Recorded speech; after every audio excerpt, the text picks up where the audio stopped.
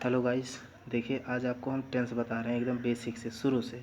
इसमें बहुत ही कमज़ोर स्टूडेंट भी आज समझ सकते हैं, विशेष ध्यान देने की ज़रूरत है इसमें। पहला हमारा टेंस है प्रेजेंट इंडेफिनिट टेंस। 3 टेंस होते हैं, प्रेजेंट, पास्ट, फ्यूचर। तो प्रेजेंट का जो पहला पार्ट है वो हमारा है प्रेजेंट इंडेफिनिट।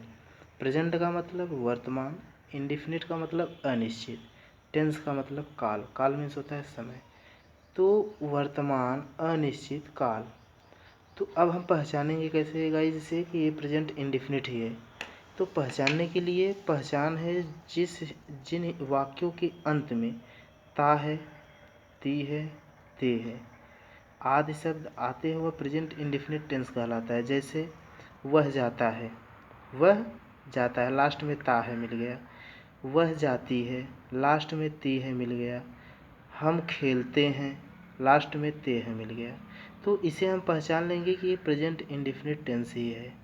अब प्रेजेंट इंडेफिनिट टेंस के भी एक पार्ट होते हैं कि उन्हें भी हम अलग अलग डिवाइडों में करते हैं। जैसे अफर्मेटिव सेंटेंस हो गया। अफर्मेटिव में क्या करेंगे, साधारण, सकारात्मक जिसे भी बोल सकते हैं हम। सेंटेंस का मतलब वाक्य, तो सकारात्मक वाक्य। अब सकारात्मक वाक्य में हम साधारण ही वाक्य केवल लेते हैं, न कि निगेटिव लेते हैं। उसमें नहीं का प्रयोग नहीं होगा।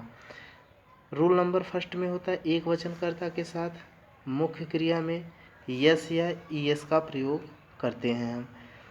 बहुवचन कर्ता के साथ मुख्य क्रिया में यस या ईएस का प्रयोग नहीं करते हैं। अब दोस्तों देखिए, एक वचन में क्या होता है, एक वचन कर्ता हमारे क्या क्या होते हैं, ही, सी, इट, नेम इत्यादि। अब बहुवचन में आई, वी, यू, दे। तो एक वचन के साथ यस या यस का प्रयोग करेंगे और बहुवचन में यस या यस का प्रयोग नहीं करेंगे। बहुत ही ध्यान से सुनिए, कोई दिक्कत नहीं, ये बहुत ही सिंपल सेंटेंस है, एक बार में ये आ जाएगा।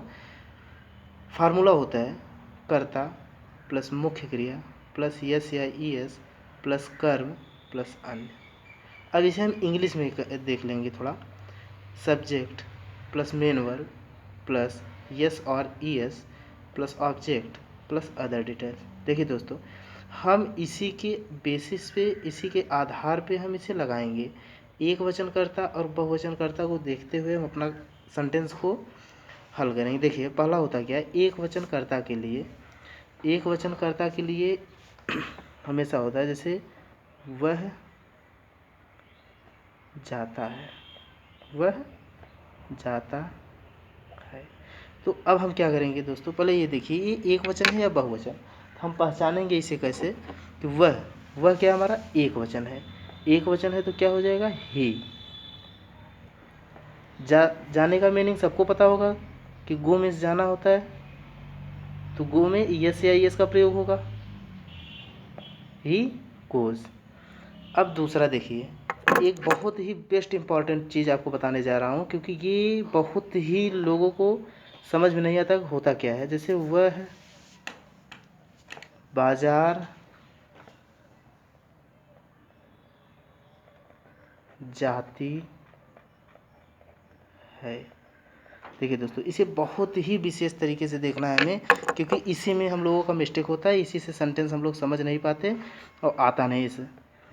तो वह बाजार जाती है, तो इसमें सबसे बड़ी चीज़ हमें क्या देखना है इसमें कि जाती है। ये वह जाता है ये पुरुष के लिए होता है, लेकिन जब स्त्री के लिए बात आता है तो हमारा यहाँ पे सी हो जाएगा। ही के स्थान पे क्या होगा, सी। अब किसके माने जाना, गो में क्या होगा, यस या यस का प्रयोग होगा। She goes to market. बहुत ही सिंपल है दोस्तों, बस ध्यान से देखने की ज़रूरत है। बहुत ही आसान सेंटेंस है, एक बार में ये टेंस कंप्लीट हो जाएगा, बस ध्यान से देखिए। अब बहुवचन के लिए देखिए क्या होता है। बहुवचन में होता है मैं खेलता हूँ। अब इसमें क्या है कि यस या यस का प्रयोग हम नहीं करेंगे। क्यों नहीं करेंगे, क्योंकि मैं बहुवचन है। तो मैं का इंग्लिश आई, खेलने का इंग्लिश प्ले, आई प्ले। अब दूसरा देखना मुझे,